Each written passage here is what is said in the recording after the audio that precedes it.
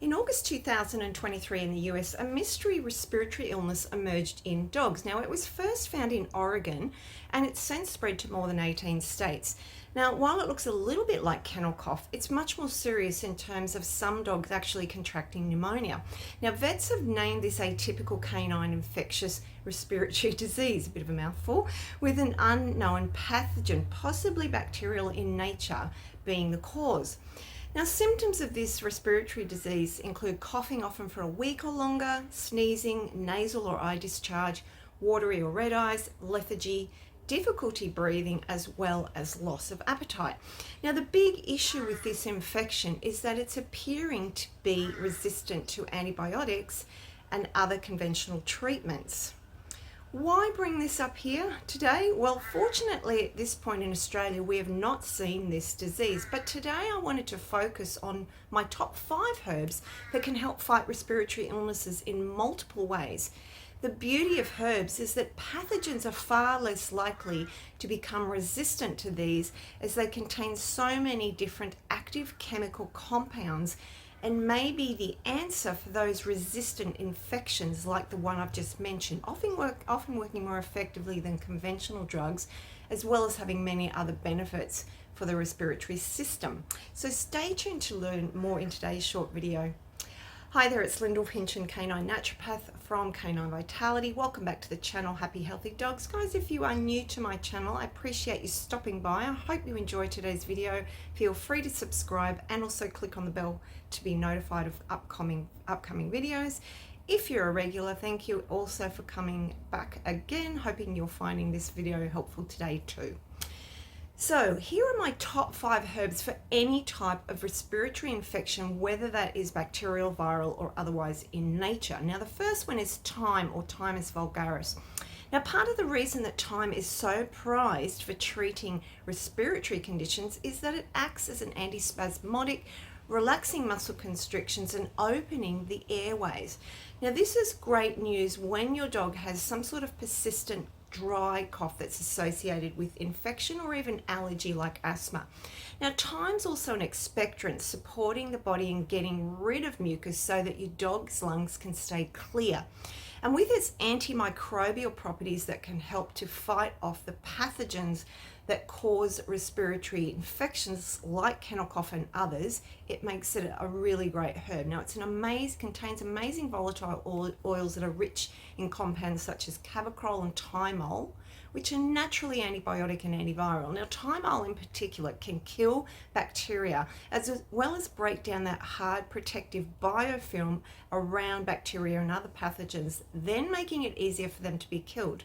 Now, thyme is particularly also rich in vitamin A and vitamin C. Now, this also helps in helping to maintain healthy mucous membrane tissue, and of course the vitamin C is essential to help resist infectious disease as well as protecting the immune system against any sort of infections there too. It's very powerful when it comes to fighting infections and soothing down the respiratory system.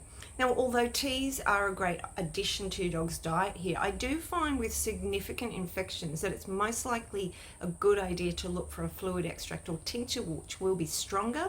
I like to work on 1 to 2 drops per kilo, 1 to 2 times a day, but for acute infections you may go higher for a shorter period of time. Add this into your dog's food or broth, and if they're not eating, you can also dilute these down into a syringe and syringe gently into the mouth. Number 2 is Echinacea or Echinacea purpurea. Now, Echinacea, often commonly known as the purple coneflower, has had a long history in being used to treat respiratory conditions. Now, Echinacea is well known as an antiviral herb with its ability to fight viral infections.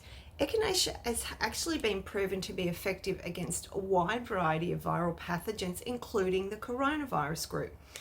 Now, while it can be used preventatively, when used at higher doses acutely, it can reduce a viral load by as much as 99%, which is pretty amazing. So this can be really helpful for those upper respiratory infections to help quickly reduce the infectious load. Now, in addition, echinacea has a strong ability to stimulate your dog's immune system to fight any infection, and in doing this, reduce the time and severity of that respiratory issue. Now, echinacea can also reduce the inflammation that's associated with any infection, as well as reducing possibility of more serious secondary bacterial infection that might occur. And if your dog tends to have chronic or recurring respiratory infection, this is where echinacea can really help by reducing the chance of those infections from coming back. Now, all in all, definitely a herb to have on your list. Work on 1 to 2 drops per kilo twice a day. Once again, more acutely for short periods of time, you can go higher. Add to food, or also dilute and syringe into the mouth. Now, it's a well-known herb that you might not think is worth mentioning, but still one of my go-to herbs when it comes to treating anything upper respiratory, or indeed any infection at all in dogs, to be honest. Now, number 3 is sage, or Salvia officinalis. Now, sage, or common sage as it's often referred to, has strong antibacterial, astringent, and antiseptic properties, but sage is also an expectorant, like thyme, to help get that mucus out of the body, get them out of the lungs, which is a really important part of clearing out any infection. Better out than in, basically. Now, in terms of this antibacterial action, sage is well known for this. The volatile oils found within the plant have been found to help inhibit bacterial organism growth in the upper respiratory system, as well as in the mouth and gums too. Now, sage is high in flavonoids, which make it a great antioxidant to further fight infection and support the mucous membrane tissues in the lungs and the bronchioles, reducing down inflammation and also supporting the immune system as well. Now, in fluid extract, work on also giving 1 to 2 drops per kilo of body weight 1 to 2 times a day, but also higher for a short period of time, a few days if needed.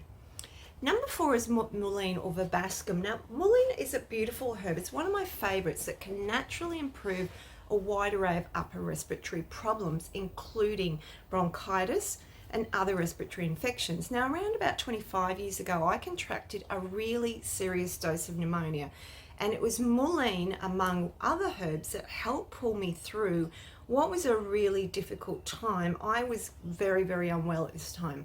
Now, even to this day, if I have an irritated cough, I take a quick dose of mullein, and this sorts it out really quickly. Really an amazing herb. So what are the main benefits here for infections? Now, the leaves of the mullein plant contain an extract with powerful antioxidant and anti-inflammatory action that helps your dog's body rid mucus and soothe raw inflamed respiratory tissues. Now, if coughing is occurring, mullein can quickly help soothe and settle an irritated cough, especially when it's a dry cough.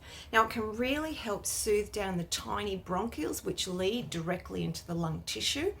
As it also reduces the inflammation, it allows the whole respiratory system to relax, helping your dog to feel a lot more comfortable and therefore speed up healing. I like to use 1 to 2 drops per kilo of body weight twice a day, or a little more again in acute infections for 3 or 4 days.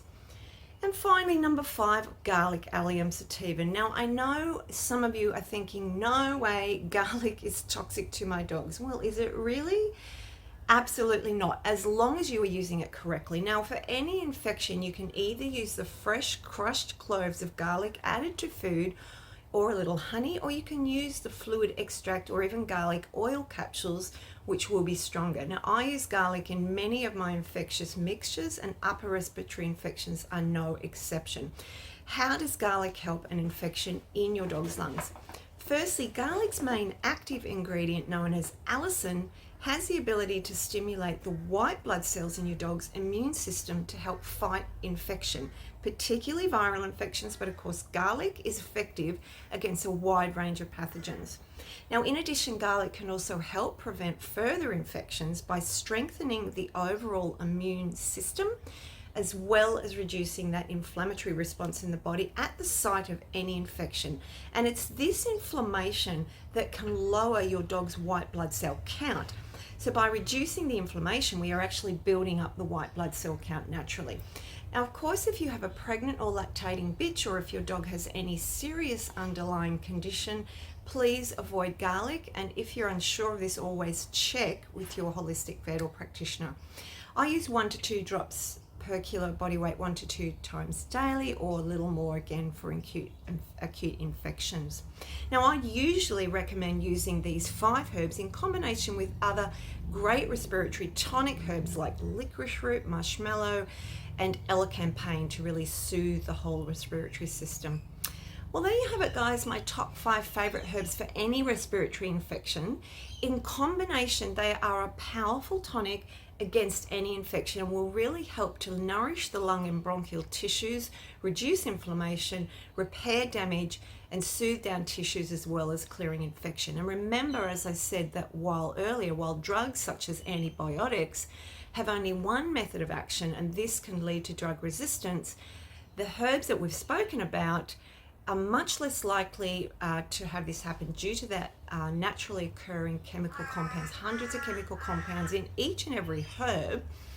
And also, herbs have multiple actions, as you can see, so it's more than just one action in many cases. This can make them much more effective than a single drug. Now, if you've got a dog with some type of respiratory problem, I'd love to hear about it. Maybe it's allergies, chronic asthma, chronic infection, something like that. Please comment below or reach out to me. All my details are below as well. And I'm open for bookings too if you need more sort of longer support.